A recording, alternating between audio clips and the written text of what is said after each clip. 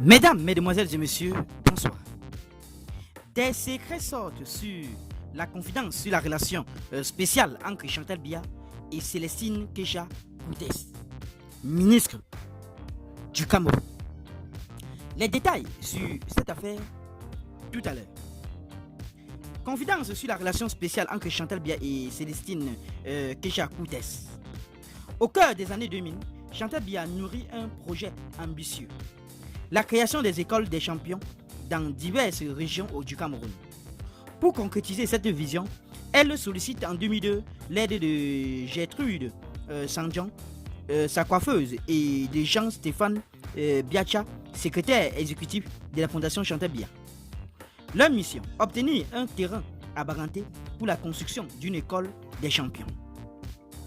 À cette époque, Célestine Kecha Koutes, encore directrice commerciale de Simancam, entre en scène, elle décide de s'impliquer dans le projet en se rapprochant du chef de Baranté pour obtenir une parcelle de terrain.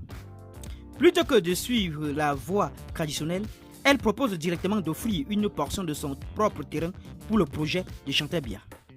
L'accord est scellé et Kecha Koutes va au-delà des attentes pour séduire la première dame.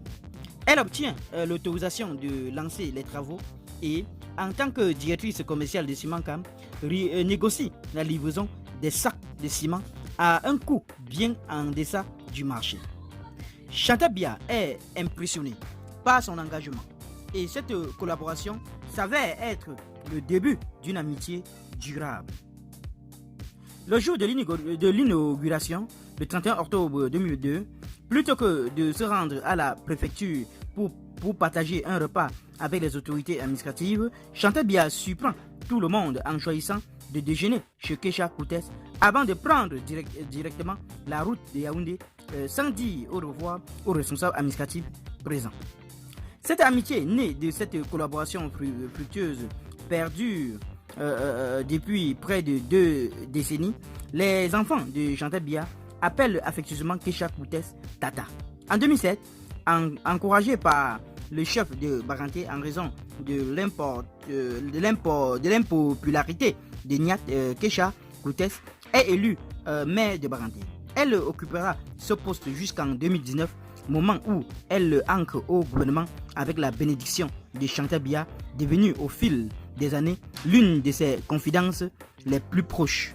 Une histoire d'amitié et de coopération qui transcende les sphères politiques et qui perdure avec le temps.